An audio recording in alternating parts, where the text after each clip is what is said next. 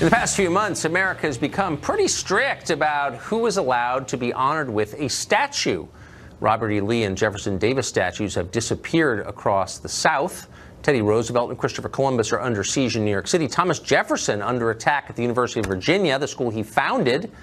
But in some cities, they're putting up statues instead of tearing them down. Washington, D.C. is one of them. The city council here is planning to erect a Mayor Marion Barry statue. That's the same Marion Barry who once said Asians, quote, have dirty shops, need to get out of the city. The same Barry once caught smoking crack on camera in 1990 at the Vista Hotel. Garland Nixon is a radio show host, been around D.C. a long time. He thinks it's a great idea. Mr. Nixon, thanks for coming on. Thank you for having me on. So I'll just admit it flat out. I knew Barry at dinner at my house. I thought he was a charming guy, interesting guy. I mean, I like Marion Barry, actually. Yeah. Worst mayor probably in the country, but also kind of like an open bigot, and would just sort of say it. I mean, in 2014, he said, and I'm quoting, "We got to do something about these Asians coming in, opening up businesses, those dirty shops, they ought to go." I wonder if you put up a Marion Barry statue, what Asian people driving by would think. Well, there's a couple things. If you recall, though, that he was brought to task about that, and he discussed it, and he talked about the issue there was in the black community that a lot of black people didn't own. Yeah, but he's still attacking a racial group. And he came back and he apologized. I mean, are we allowed to do that? Yeah. I mean, that's your. Come on, you can't do that. When he got reelected, I was living here when he did in 1994. He said famously, "White people get over it."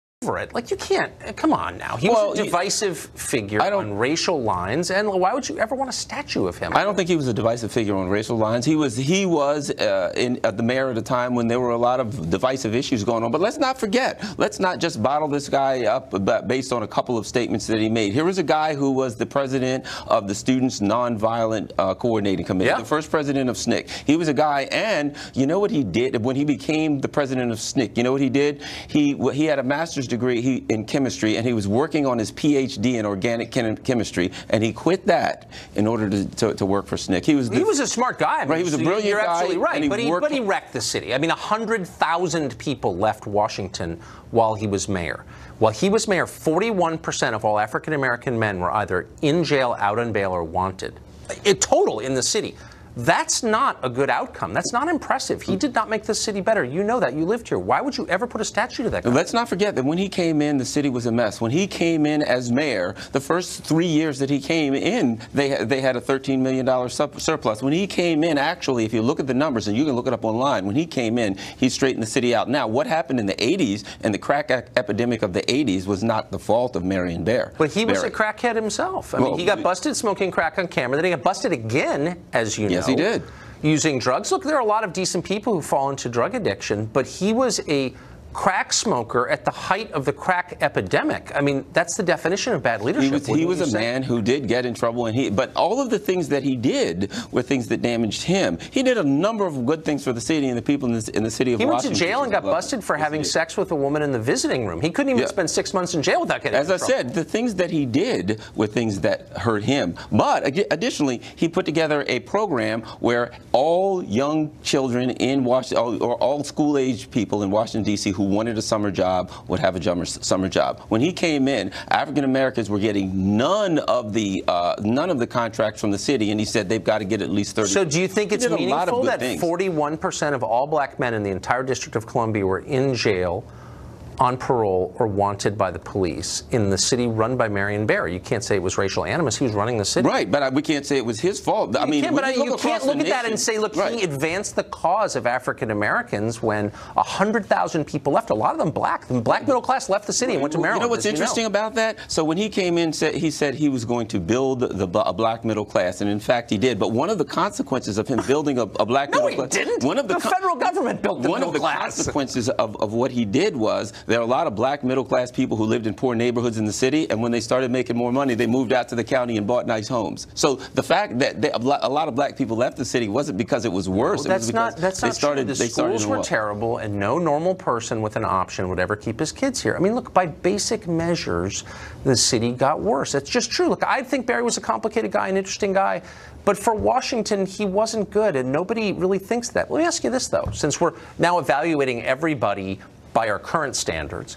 Barry was the only member of the city council to come out against gay marriage. Right. You're okay with that? Well, let's not forget, back then, when we talk about long ago, look what happened. Barack Obama, a guy who started off. The Clintons way back signed No, you don't. Wait, but hold on. You don't know the rules. The rules are that you evaluate historic figures on the basis of your current moral values. My point is, at the time he did it, that wasn't all unusual. And actually, afterwards, he said he said that if a bill came down and he was mayor, that he would sign it.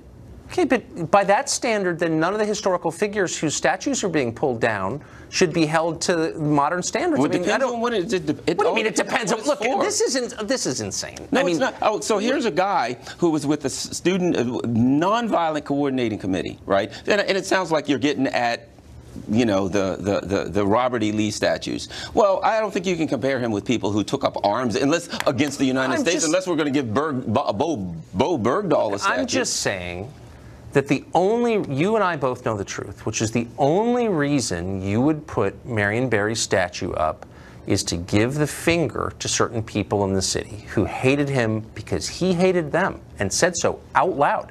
This guy was an open race baiter, and I'm not sure why we're giving him a pass on that. Again, I liked him. He had dinner at my house. But I'm just being honest. Right. He divided this city by race. You know that he did.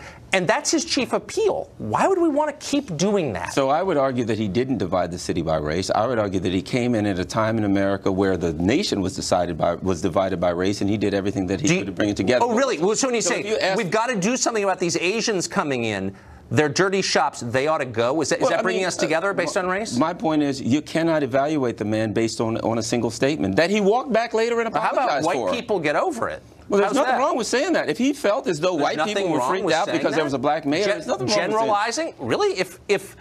Come on, that's insane. You can't generalize on the basis of race, because that's inherently divisive, because not everyone who looks the same has the same opinions. But you can't divide a man. I mean, you can't take a man who lived 80 years old, who was a principal figure in the civil rights movement, and say, well, he made two statements, so we got to drop all of the rest of the stuff that he did. He made a lot more than two. The bitch set me up, for example. Look, if they put the Barry statue up, do you mind if I cover it with a sheet just so my sensibilities aren't offended? I got a problem with that. But, you know, if you can get away with it, good luck.